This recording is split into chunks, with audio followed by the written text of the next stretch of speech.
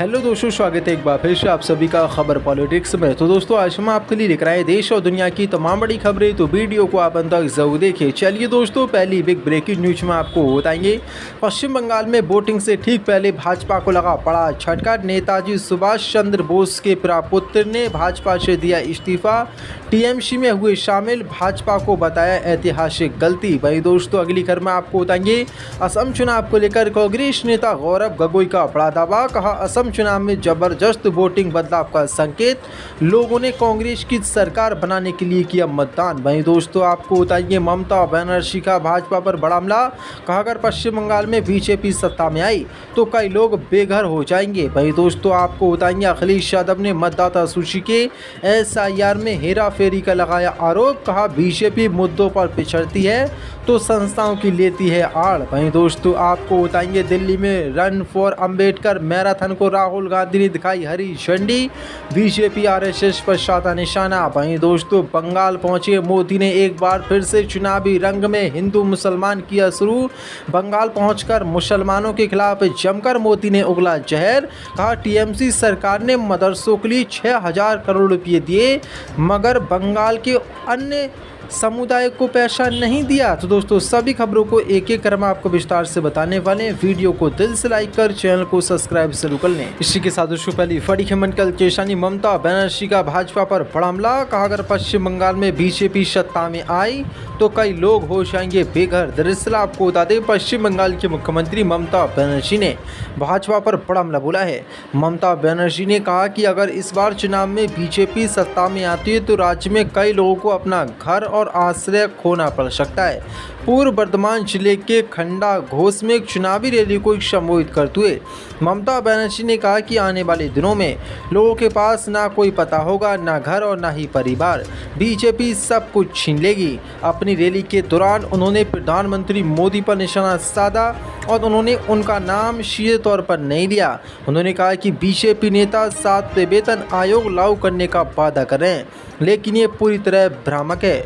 मुख्यमंत्री ने कहा कि वे झूठ बोले हैं, उन्हें पहले जानकारी लेनी चाहिए थी। हमने इसी साल फरवरी में अपने राज्य बजट में 7वें वेतन आयोग की घोषणा पहले ही कर दी है।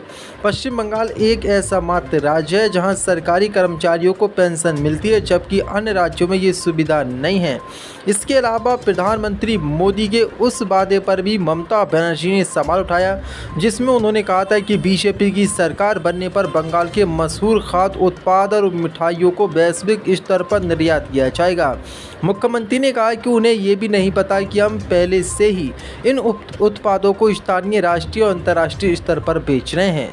रैली में उन्होंने हुमायूं कबीर पर भी गंभीर आरोप लगाया और कहा कि मुसलमानों के वोटों को बांटने के लिए 1000 करोड़ रुपए की डील बीजेपी ने की थी और ये पूरी तरीके से अब एक्सपोज हो चुके हैं। इसी के साथ चलिए बड़ी खबर कैलकुलेशन। असम चुनाव को लेकर कांग्रेस नेता गौरव गोगोई का बड़ा बयान। कहा, असम चुनाव में जबरदस्त वोटिंग का बदलाव का संकेत, लोगों ने नए नेतृत्व की उम्मीद में किया मतदान। दरअसल आपको बता दें, असम विधानसभा चुनाव संपन्न होने के बाद कांग्रेस के प्रदेश कांग्रेस अध्यक्ष गौरव गोगोई ने राज्य के लोगों का आभार जताया। गौरव गोगोई ने कहा कि राज्य के लोगों ने बदलाव के लिए बड़ी संख्या में मतदान किया है। उन्होंने कहा कि लोगों ने नए बोर असम, नए और ग्रेटर असम और नए नेतृत्व की उम्मीद में मतदान किया। गौरव गोगोई ने कहा कि अब निर्वाचन आयोग की जिम्मेदारी की वह इलेक्ट्रॉनिक वोटिंग मशीन ईवीएम की सुरक्षा सुनिश्चित करे और 4 मई को वोटों की सही गिनती कराए। कांग्रेस के अध्यक्ष गौरव गोगोई ने कहा कि अब की बार असम की जनता ने बदलाव के लिए वोट किया है और जो जबरदस्त असम में वोटिंग हुई है, बड़े पैमाने पर लोग घरों से बाहर निकले हैं। जो 84% असम में अब की बार वोट लोगों ने डाले हैं, उसका संकेत है कि अब की बार लोगों ने बदलाव के लिए वोट डाला है। कांग्रेस की असम में 4 मई को सरकार बनने जा रही है और बीजेपी की हार तय है, यानी कि बड़ा दावा गौरव गोगोई ने असम चुनाव को लेकर कर दिया है। इसी के साथ चलिए बड़ी खबर कैलकुलेशन। अखिलेश यादव ने मतदाता सूची के एसआईआर में हेरा फेरी का लगाया आरोप। कहा बीजेपी मुद्दों पर पिछड़ती है तो संस्थाओं की लेती है आड़। दरअसल आपको बता दें, अखिलेश यादव ने उत्तर प्रदेश में मतदाता सूची के विशेष गहन पुनरीक्षण SIR में अनियमितताओं का आरोप लगाया है। राज्य के मुख्य निर्वाचन अधिकारी द्वारा अंतिम मतदाता सूची की घोषणा के तुरंत बाद अखिलेश यादव ने तीखी प्रतिक्रिया व्यक्त की है और सत्तारूढ़ भारतीय जनता पार्टी पर संवैधानिक संस्थाओं का दुरुपयोग करने का आरोप लगाया है। अखिलेश यादव ने कहा कि मौजूदा मतदाता सूची को देखकर ये अनुमान लगाया जा सकता है कि जब बीजेपी मुद्दों पर बिछड़ने लगती है तो वह संस्थाओं की आड़ में चुनाव लड़ती है। अखिलेश यादव ने आरोप लगाया कि ED, CBI और आयकर विभाग जैसी संस्थाएं पहले ही बेनकाब हो चुकी हैं और अब भाजपा निर्वाचन आयोग के साथ मिलीभगत कर चुनाव लड़ रही है। अखिलेश ने यह भी दावा किया कि राज्य में हुए उपचुनावों में वोटों की लूट और डकैती हुई।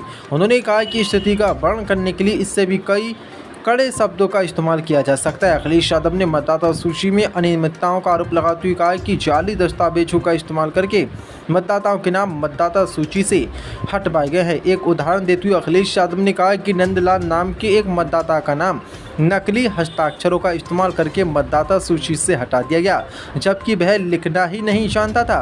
अखिलेश यादव ने आरोप लगाया कि बीजेपी कार्यकर्ताओं ने उसके हस्ताक्षर जाली बनाए और निर्वाचन आयोग कोई कार्रवाई नहीं कर रहा है। अगर कोई कार्रवाई नहीं की जा रही है तो इससे पता चलता है कि निर्वाचन आयोग भाजपा के साथ मिला हुआ है।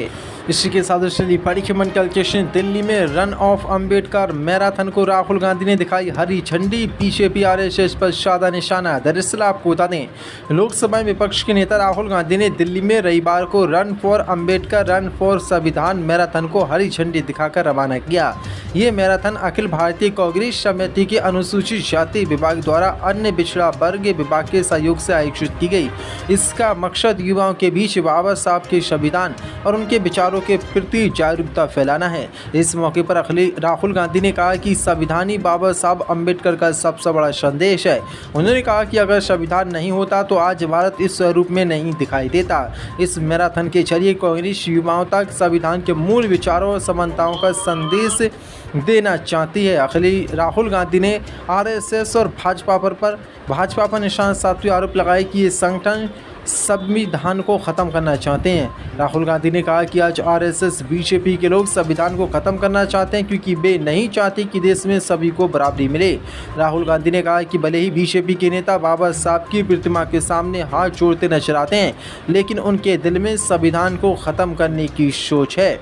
आपको बता दें, इस मैराथन को कांग्रेस के अनुसूचित जाति विभाग और अन्य पिछड़ा वर्ग विभाग ने मिलकर आयोजित किया, जिसमें युवाओं की भागीदारी के जरिए सामाजिक जागरूकता बढ़ाने की कोशिश की गई है। इसी के साथ बड़ी खबर बंगाल में भाजपा को एक और बड़ा झटका। बंगाल में TMC ने किया बड़ा घेराव। नेताजी के प्रपुत्र को पार्टी की दिलाई सदस्यता।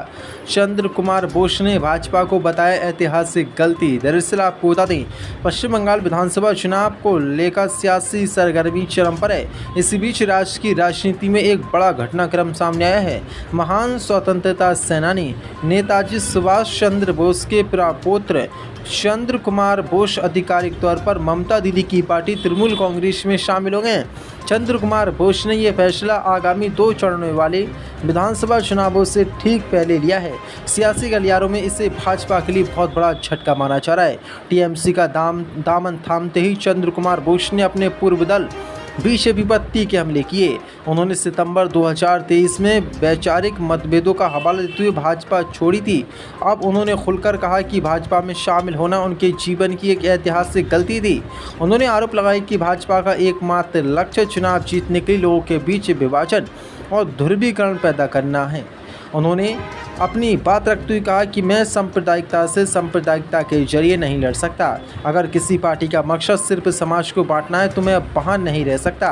उन्होंने देश की संरचना को बचाने के लिए सभी समुदाय इंडिया गठबंधन के कार्यकर्ताओं से एकजुट होने की अपील की। लेकिन ये भाजपा के लिए बहुत बड़ा झटका है, क्योंकि पश्चिम बंगाल में 23 और 29 अप्रैल को 2 चरणों में वोटिंग होने जा रही है, जिसके नतीजे 4 मई को आने। लेकिन उससे पहले ही भाजपा को ये बड़ा झटका लग गया है। सुभाष चंद्र बोस के प्रपुत्र ने पार्टी छोड़कर TMC का दामन थाम लिया है। इसी के साथ चलिए बड़ी खबर कल के बंगाल में एक बार फिर से मोदी ने चुनावी रंग में मुसलमानों को लेकर उगला जहर।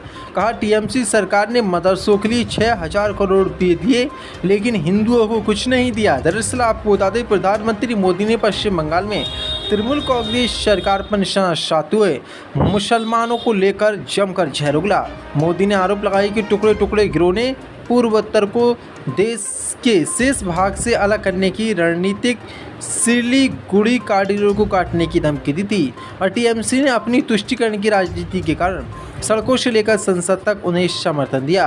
उत्तरी शहर सिलीगुड़ी के काबा खाली मैदान में चुनावी रैली को संबोधित करते हुए मोदी ने कहा कि केंद्र सरकार पूर्वोत्तर के प्रवेश द्वार के रूप में काम करने वाले इस कॉरिडोर को बड़े पैमाने पर विकसित करने के लिए काम कर रही है। मोदी ने आरोप लगाया कि देश में टुकड़े टुकड़े गिरोह सक्रिय हैं जिसने सिलीगुड़ी कॉरिडोर को काटने की धमकी दी। वे पूर्वोत्तर को देश से अलग करना चाहते हैं। तुष्टिकरण की राजनीति में शामिल तृणमूल कांग्रेस सड़कों से लेकर संसद तक ऐसे लोगों का समर्थन करती है। यही तृणमूल कांग्रेस का असली चेहरा है। वहीं मोदी ने मुसलमानों को लेकर जहर उगलते हुए कहा कि तृणमूल कांग्रेस सरकार ने मदरसों के विकास के लिए 6000 करोड़ रुपये आवंटित किए लेकिन पूरे उत्तर बंगाल की अपर्याप्त धनराशि आवंटित की गई। प्रधानमंत्री मोदी ने आरोप लगाया कि तृणमूल कांग्रेस आदिवासी विरोधी, महिला विरोधी और युवा विरोधी पार्टी है।